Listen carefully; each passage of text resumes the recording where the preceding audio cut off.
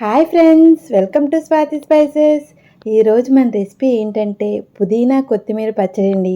ఈ పచ్చడి చాలా రకాలుగా చేయొచ్చు, కానీ నేను చెప్పే ప్రాసెస్లో ఒక్కసారి ట్రై చేయండి. కమ్మగా అన్నం మొత్తం లాగించేస్తారు.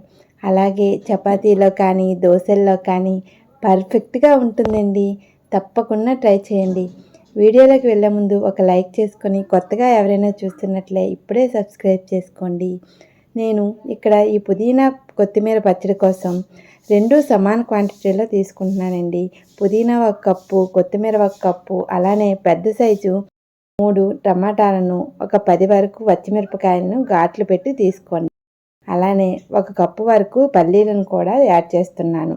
వీటిని మొత్తాన్ని తీసుకొని ఒక ఫ్రై ప్యాన్ తీసుకొని అందులో 1 కప్పు వరకు పల్లీలను వేసుకొని వాటిని పొట్టు వచ్చే వరకు వేయించుకోవాలండి. పైన ఆ పొట్టు ఉంటుంది కదా, అది వచ్చే వరకు వేయించుకుంటే సరిపోతుంది. అలానే 2 టీ స్పూన్ల వరకు ధనియాలను, ఒక హాఫ్ టీ స్పూన్ వరకు జీలకర్రను కూడా వేసి దోరగా వేయించుకోండి.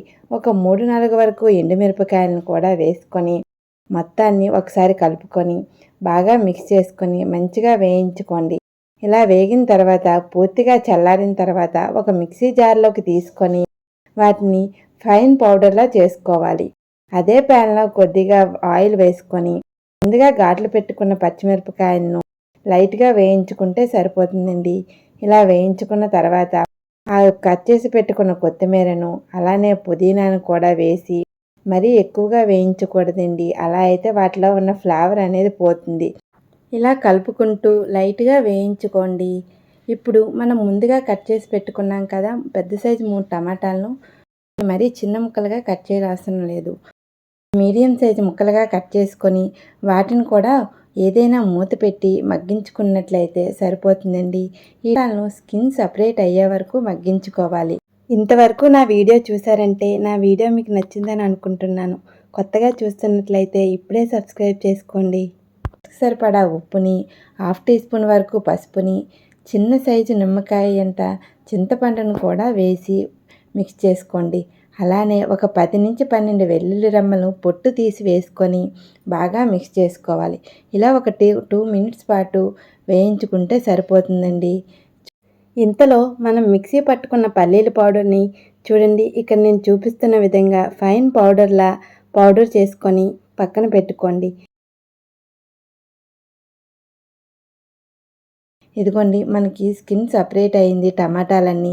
ఇప్పుడు ఇది పూర్తిగా చల్లారిన తర్వాత మాత్రమే ఆ మిక్సీ జార్లోకి తీసుకొని బరకగా మాత్రమే గ్రైండ్ చేసుకోండి.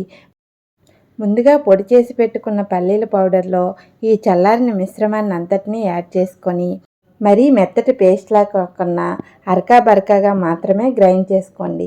మీకు కావాలంటే ఒక 2-3 స్పూన్స్ మాత్రమే వాటర్ వేసుకోండి.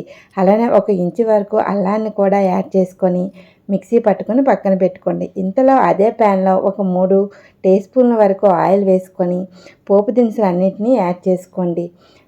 పోపు కోసం అలానే ఒక 2 రెమ్మల వరకు కరివేపాకును కూడా వేసుకొని ఒక ఎండుమిరపకాయను కూడా వేసుకొని పోపు అనేది మంచిగా వేగనివ్వాలండి. పోపు బాగా వేగితే పచ్చడికి మంచి అరోమా వస్తుంది.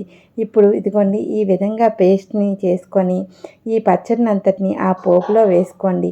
పోపు బాగా పడితే మనకి పచ్చడి అనేది మరింత రుచినిస్తుందండి. అంతేనండి, ఎంతో టేస్టీగా అయిన పుదీనా కొత్తిమీర పచ్చడి రెడీ అండి. ఇది వేడివేడి అన్నంలో కానీ చపాతీలో కానీ దోశల్లో కానీ తింటే ఆహా అనాల్సిందే. నాకైతే చాలా ఇష్టమండి. మరి మీరు కూడా ఒకసారి ట్రై చేసి మీకు ఎలా కుదిరిందో కామెంట్ సెక్షన్లో కామెంట్ చేయండి. Thank you for watching.